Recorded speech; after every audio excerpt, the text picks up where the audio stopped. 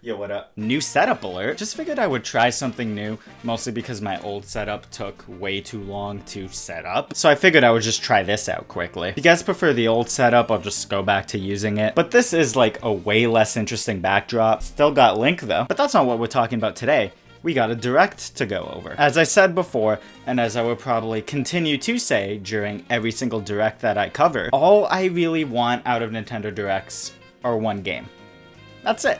Just one. And this direct, I got 4. Well, like 3.5. I'm really conflicted about one of them. So just based off of that criteria alone, I am satisfied with this direct. First up on the list is a game I literally figured out in like 1 second. Oh, it's Fire Emblem Three Houses. But what exactly is this? Fire Emblem Warriors Three Hopes. Call it the 3 series of Fire Emblem games. I loved Three Houses, but out of all of the Warrior games I've played, Fire Emblem Warriors was my least favorite. I really like how Warriors games of late have taken mechanics from the original games and implemented them into this format. So I'm kind of excited to see what they take from Three Houses and put into this game. My bet is that this game takes place during the time skip, either in one of the timelines from Three Houses, or in its own timeline where the time skip doesn't happen. I'll take this. I'm excited for it, but I want that rumored Genealogy of the Holy War remake or a new game soon. Three Houses was just such a good entry, and I just want to see where this series goes next already. June 24th is nice and close for a release date too. Definitely a day one pickup, exclusively because it's a Three Houses story. If this was along the same lines as the original Fire Emblem Warriors, I don't think I would be picking this up day one. Online for Advance Wars is awesome. I always liked how that series has had multiplayer unlike Fire Emblem, and hopefully this is the release date the game actually makes. Seriously, man, how's it been delayed for so long? So before yesterday, there was like a 90% chance that I was going to make a video on Next Level's trilogy of sports games, that being NHL Hits, Mario Strikers, and Mario Strikers Charged. I guess I have to do that video now. Hey, it's big game number 2 for me, and I am not joking. The Mario Strikers games are 2 of the best sports games ever made in my opinion, especially when you compare them to the state of sports games over the last console generation. I really hope this game comes out and the whole industry is like, oh, this is how we do sports games. I like the gear system that they're adding to put an extra layer of customization for your team. The 20-person online club mode seems super interesting, and I'm excited to see where that goes. And the vibe is just on point again, man. This series has some fantastic art, and I am so happy Next Level is working on one again. Wonder if we'll get Mario Spikers after this. June 10th too? That's fucking huge, man. Just the perfect distance from announcement to release. Splatoon 3 is still showing very well. It is a little weird that we didn't get a date, though. A Chrono Cross remaster is fucking sick. I haven't played any of the Chrono games, but I've heard nothing but great things from them. I'm really happy for the fans. Also, that's a Teleview thing? Whack. Kirby had its best and most disgusting trailer here. Something about Kirby eating that car, man. Some of the most fucked up body horror I've seen in a Nintendo game. I think this game is going to be really good. It's becoming more and more likely that I'm going to pick it up. Still unsure if I'm going to review it or not. I find MLB on Switch so funny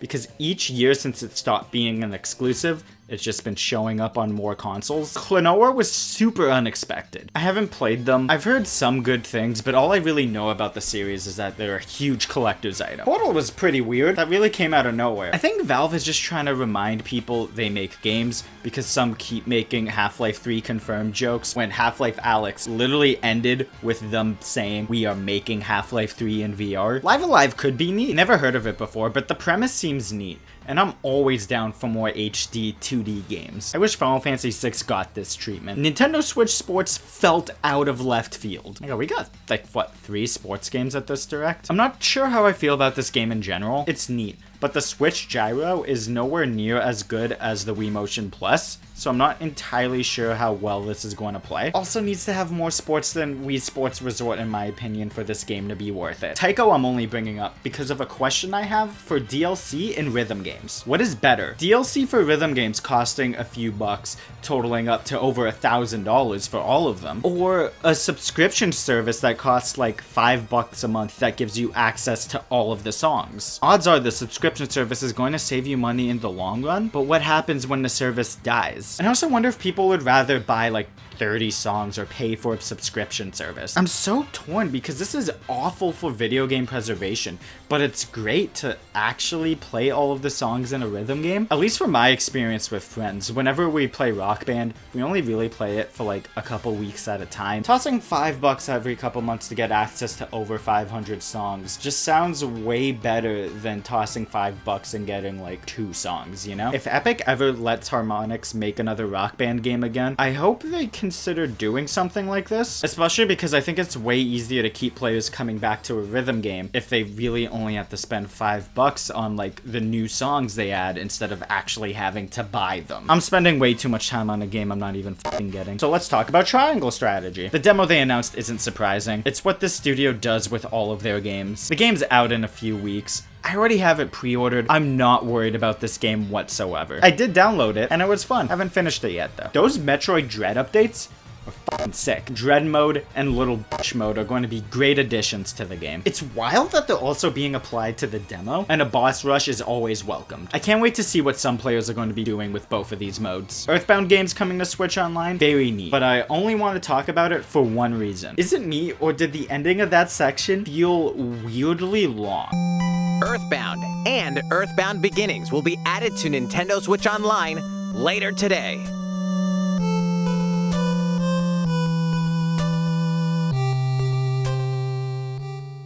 Like, that entire time I was just like, why is it taking so long? Straight up was thinking they were going to drop Mother 3 because that ending was just weirdly long. In hindsight, I think they were just letting the song play out. I don't know, man. It just felt like they were going to show something there. The third big thing is also the thing I'm very conflicted about. I love Mario Kart 8. I think it's the best one by far, but it's time for 9. And this DLC also feels like 3 years too late, and it kind of sucks that it's only returning tracks too. It's coming on 8 years since this game came out. I just want a new Mario Kart game. But adding 48 courses is awesome. It's for a pretty good price too, and even though it's not 9, it's still going to be great. I just want new mechanics in Mario Kart already. 8 was like such a huge jump, and I'm excited to see what's next. Like, I'm excited about this, but it's not 9. But then I got to this point in my notes while I was writing them, and I was just watching the trailer. Never mind, I'm going to be okay with this.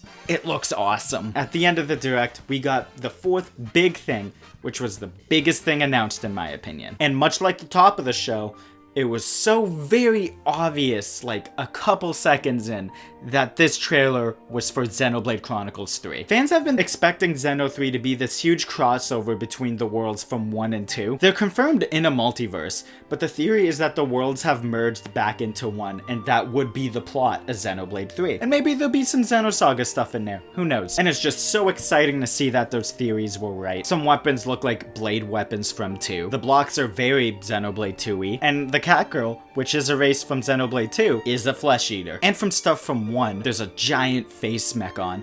The Mechonis' sword is just chilling in the background in a few shots, and the Hyentia are back. Also, one guy sounds like Van Damme. I don't know what that's about. Odds are this game is going to be the two universes warring with each other, but the true enemy is going to be whatever the fog beasts are. Really like the new designs too. It really seems like a perfect mixture of the two games' art styles. And the dude just saying that it ties the futures of the worlds from Xeno 1 and Xeno 2 together. It just seems like this game is exactly what fans wanted, and I am so f***ing excited. Melia and Nia were both in the trailer too. September can't come fast enough. This is a GOTY contender for me, 100%. The more I think about this game, and the more stuff I notice in the trailer, just the more I get excited about it. And I guess to talk about the two elephants that weren't in the room, no Breath of the Wild 2 isn't surprising in hindsight. It's probably going to be their big E3 game this year, and Prime 4 does not exist in my mind until they show it again. If I was a betting man, I would put money down on it being Nintendo's One More Thing game at E3 this year,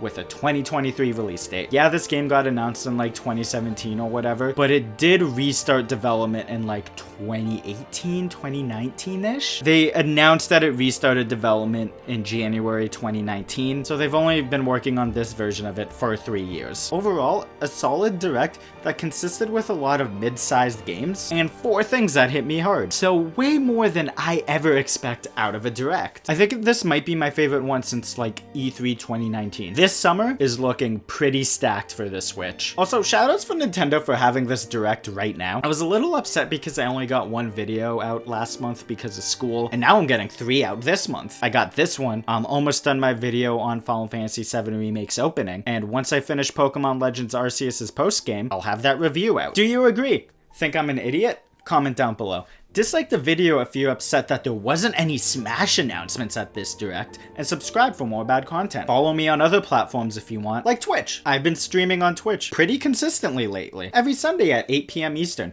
Currently playing through Psychonauts 1. Take care, guys.